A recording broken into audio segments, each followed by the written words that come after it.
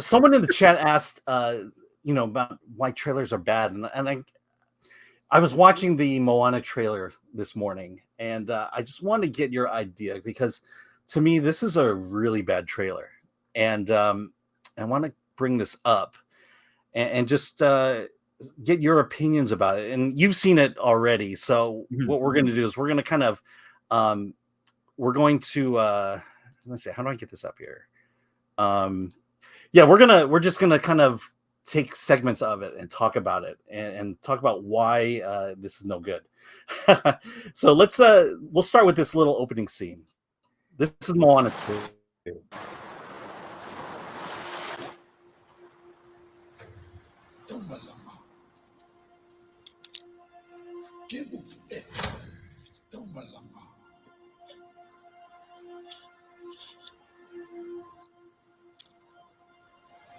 Okay. Yeah, I just want to talk about that for a moment. So this is your opening moments to Moana 2. You have a little crab there. He's in the shell. He needs a bigger shell, so he crawls out to this seemingly bigger shell. And then someone comes along, puts down their staff, and trades the shell. And then what amazingly happens is there's no payoff to that. We could continue on, but that was the opening. So here's the issue I have with that moment there. Why is it there? What is the why? Look, the little crab there. The why. There's the want and need of that little crab is I need a bigger place to live. And then this person comes along, Moana, and trades shells, and that's it. I don't get why. And it's the save the cat moment. What was that? It's saving the cat moment, so to speak. Yeah, but what's the cat in danger? No, but there's two different methods. Like the one is you saving the cat's in danger, or you're helping out an underdog. In this case, the crab. The problem is that you're right. They didn't follow up with it anymore. It's just, here's what you would normally do. Like Pixar would traditionally, the crab would go in there, go into the new home. It would get up and then just scurry away. And it'd be a very cute little cutesy thing that they would do. And then you'd pan up to Moana and she'd have the other shell or whatever. She'd add it to a collection or something to inform us of like what they were doing. And then you'd play it out from there. But this, this was like, this is our hero. They do good. They help other people, other things, other creatures. She didn't help. It's one of those, the thing I learned when I was doing marketing in the real world, when I had a real job, was, I would go in and I would change things, or I would submit artwork that I'd done and people would change things. And the comment that always came back, and the comment I always remember is, well, your change, it's different, but is it better? And in this case, here's a little crab who's chosen the shell, and then Moana comes along and swaps it out. She made it's different, but was it better? And that's the problem with that scene, is that it should illuminate, it should say something about the character Moana. And what I felt like should have happened there was that the little crab goes into the new shell and realizes it's not big enough. It's too small and it struggles. Mm-hmm. And then Moana comes in and brings in the bigger shell. In this case, the shell wasn't even bigger. It was just shaped differently.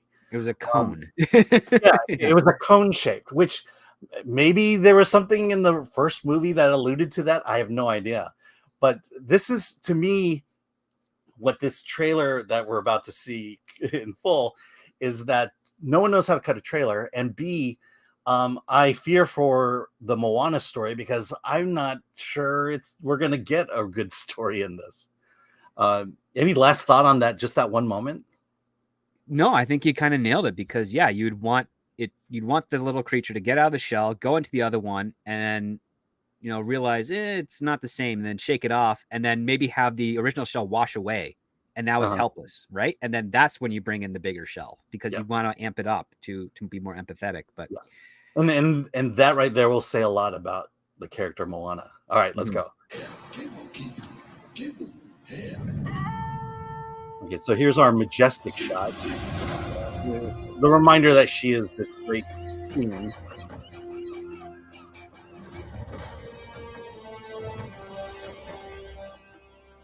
Okay. So all this right here, this this is the problem I've had with Disney, with Star Wars, with Marvel, is it's just a shot of pretty things, or seemingly pretty things. You know, Yes. it says nothing other than, hey, you're about to get a visual spectacle here.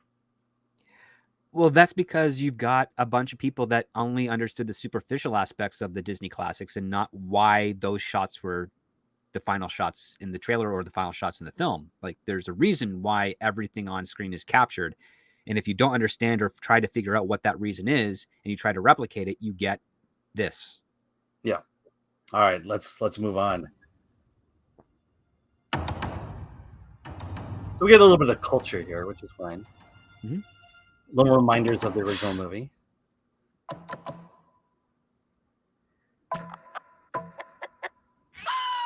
That's cute. Okay. What'd you say? That is cute. I mean, it kind of works because it's a gimmick. Yeah, but it's an old joke. It is. Like, it's not new. It's not new. I mean, and you know, I don't remember that relationship between Moana and Hey Hey here as being like that. I guess it was there, but again, this is a very old joke. And you just, you know, it speaks to the fact that Moana 2 used to be a television show and they cut it down to a movie. And now we're getting gags that a television show would have, and we put it into a movie. And that's just a set. It's like, it's fine. It's cute. You know, a kid who's seen Moana for the first time will laugh. But how many times have you seen this joke? Too many. Yeah. Too many. This is a call from the ancestors to sail to new skies and reconnect our people across the entire ocean. Okay, so this is a call from the ancestors. That this is a call to reunite the people. But so, we didn't see a call. That's the thing. Like, she's completing a speech that has no thesis to it. So we as an audience are now really confused. Right. And fortunately this is short, but again, it's the story of this is basically Raya and the Last Dragon, where you have the implication is there's a faction of people and they need to be brought together, and Moana is going to do that. Again, we've seen this story, we know this story, but we don't know exactly Moana's part in the story. We don't know her struggle in the story, and we don't know why. The why is a trailer is supposed to present a question of this is at stake, and then it's not supposed to tell you how they're going to solve it. It's going to say, now these are the people that are being that are making the call to action to try and address this question, and that's it. It's the question and the characters, and if you can't make a proper relationship between those in your trailer, you're going to be very confused. You're not going to understand what's going on, and you're not going to remember anything about it to actually go back and see the actual film. Yeah. All right, let's it's almost over. Yeah, call back the characters we loved in the first movie. Something majestic. And the title card.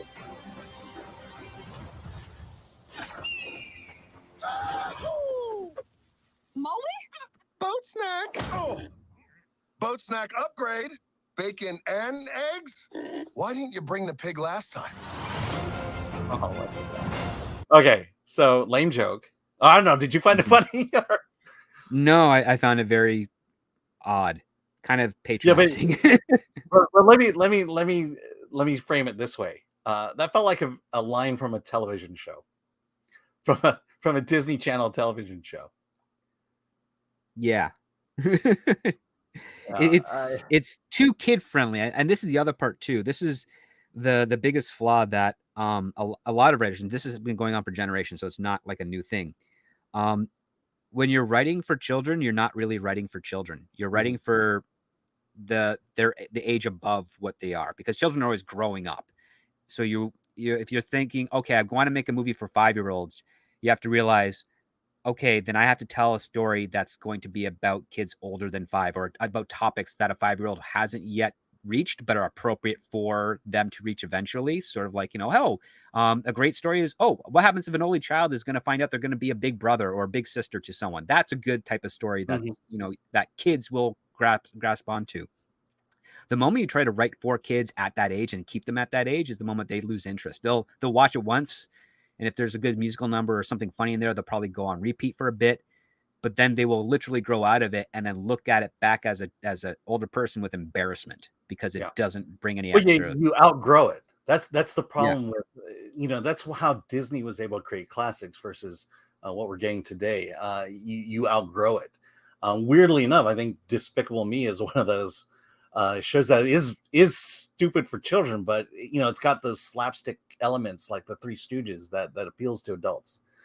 Which is why I think that franchise has legs versus others. And here the biggest thing for me, and the trailers, I watch The Acolyte, I watch all these trailers that Disney's been putting out. There's no hook.